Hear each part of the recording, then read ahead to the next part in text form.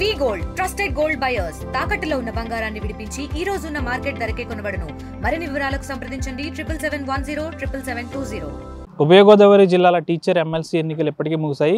అప్పట్లో పీడీఎఫ్ బలపరిచిన బొర్రా గోపిమూర్తి ఎన్నికలు విజయం సాధించిన విషయం అందరికీ తెలిసింది. అయితే ఇప్పుడు ప్రస్తుతం అయితే గ్రాడ్యుయేట్ ఎమ్మెల్సీ ఎన్నికలకు సంబంధించి మరికొన్ని రోజుల్లోనే ఎన్నికలు ఉన్నాయి. ఇప్పటికీ కూటమి పార్టీల అభ్యర్థిగా పేరాబర్తుల రాజశేఖరమును కూడా ఈ ఎన్నికకు సంబంధించి గ్రాడ్యుయేట్ ఎమ్మెల్సీకి సంబంధించి అభ్యర్థిగా కూటమి నాయకులు ఇప్పటికే ప్రకటించిన పరిస్థితి కూడా ఏర్పడుతుంది. అయితే ఈయన ఈస్ట్ గోదావరికి చెందిన వ్యక్తి. అయితే ప్రస్తుతం ఇప్పుడు పీడీఎఫ్ కూడా ఒక అభ్యర్థిని ప్రకటించింది, దిడ్ల వీరరాఘవులు. ఈయన కూడా 40 ఏళ్లుగా ఉపాధ్యాయ వృత్తిలో కొనసాగుతున్నారు. ఈయన కూడా అంబేద్కర్ కోనసీమ జిల్లా కపిలేశ్వర మండలం అంగర గ్రామానికి చెందిన దిడ్ల వీరరాఘవులు దాదాపు 40 సంవత్సరాలుగా కూడా ఉపాధ్యాయ వృత్తిలో కొనసాగుతున్నారు. ఇటు దిడ్ల వీరరాఘవులను పీడీఎఫ్ అభ్యర్థిగా ప్రకటించారు, ఇటు కూటమి పార్టీ పేరాబర్తుల రాజశేఖరను కూడా అభ్యర్థిగా ప్రకటించింది. అయితే వీరిద్దరితో సరిపెట్టుకుంటారా లేకపోతే వైసీపీ కూడా ఈ ఉభయ గోదావరి జిల్లాలకు సంబంధించి గ్రాడ్యుయేట్ ఎన్నికల్లో ఎవరినైనా అభ్యర్థిని ప్రకటిస్తుందా అనేది అయితే మరికొన్ని రోజులు వేచి చూడాల్సిన అవసరం ఉంది.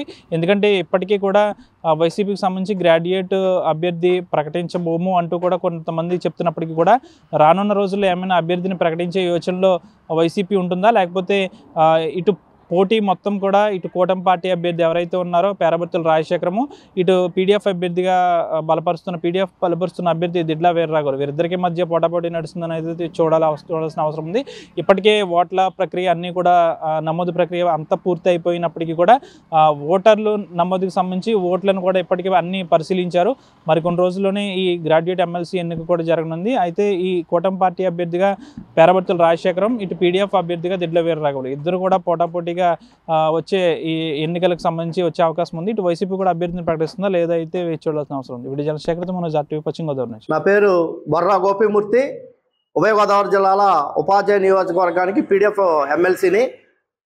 ఈ 2025 మార్చి నెలతో ఏదైతే ఉభయ గోదావరి జిల్లాల గ్రాడ్యుయేట్ ఎమ్మెల్సీగా పనిచేస్తున్నటువంటి ఇళ్ళ వెంకటేశ్వరరావు గారి పదవీ కాలం పూర్తి అవుతూ ఉంది. ఈ గ్రాడ్యుయేట్ ఎమ్మెల్సీకి ఎన్నిక మార్చి నెల 2-3 వారాల్లో జరిగే అవకాశాలు ఉన్నాయి. ఈ ఉభయ గోదావరి జిల్లాల పీడీఎఫ్ ఎమ్మెల్సీ గ్రాడ్యుయేట్ అభ్యర్థిగా కొరకు ఈ రోజున ఇక్కడ సమావేశం ఏర్పాటు చేయటం జరిగింది. ఏదైతే మా సిట్టింగ్ స్థానం ఉందో ఈ ఉభయ గోదావరి జిల్లాల గ్రాడ్యుయేట్ ఎమ్మెల్సీగా యూటీఎఫ్ పూర్వపు రాష్ట్ర కార్యదర్శి, యూటీఎఫ్కి రాష్ట్ర ఆడిట్ కమిటీ కన్వీనర్గా చేసినటువంటి డివి రాఘవుల్ని పీడీఎఫ్ తరపున మేము అభ్యర్థిగా నేను పీడీఎఫ్ ఎమ్మెల్సీగా ప్రకటన చేస్తా ఉన్నాను. డివి రాఘవులు డాక్టర్ బిఆర్ అంబేద్కర్ కోనసీమ జిల్లా అంగరి ప్రాంతానికి చెందినటువంటి సోషల్ టీచర్గా పనిచేస్తూ మొన్న నవంబర్లో పదవీ విరమణ చేశారు. ఈ డివి రాఘవులు గారు తన 40 సంవత్సరాల ఉపాధ్యాయ జీవితంలో ఉపాధ్యాయుల సమస్యల కోసం ఒక మండలానికి ప్రధాన కార్యదర్శిగా, జిల్లా కార్యదర్శిగా, ఉమ్మడి తూర్పుగోదావరి జిల్లాకి అధ్యక్షునిగా, ఉమ్మడి తూర్పుగోదావరి జిల్లాకి ఫ్యాప్టో చైర్మన్గా, ఉమ్మడి తూర్పుగోదావరి జిల్లా జేఏసీకి కన్వీనర్గా పనిచేస్తూ యూటీఎఫ్ రాష్ట్ర అధ్యక్షునిగా, యూటీఎఫ్ రాష్ట్ర ఆడిట్ కమిటీ కన్వీనర్గా 40 సంవత్సరాల కాలం పాటు ఈ రాష్ట్రంలోని 2 జిల్లాల్లోని ఉన్నటువంటి ఉపాధ్యాయుల యొక్క సమస్యల పరిష్కారం కోసం అనేక పోరాటాల్లో ఉద్యమాల్లో పనిచేసినటువంటి వ్యక్తి.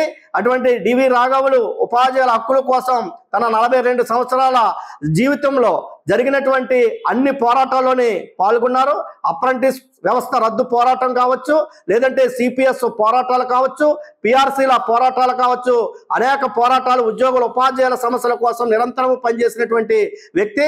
అంతేకాదు శ్రామిక వర్గం కోసం, నిరుద్యోగుల కోసం, మిగిలినటువంటి ఉపాధ్యాయుల కోసం అనేక పోరాటాల్లో ఉద్యమాల్లో పాల్గొన్నటువంటి ఉద్యమ నాయకుడు.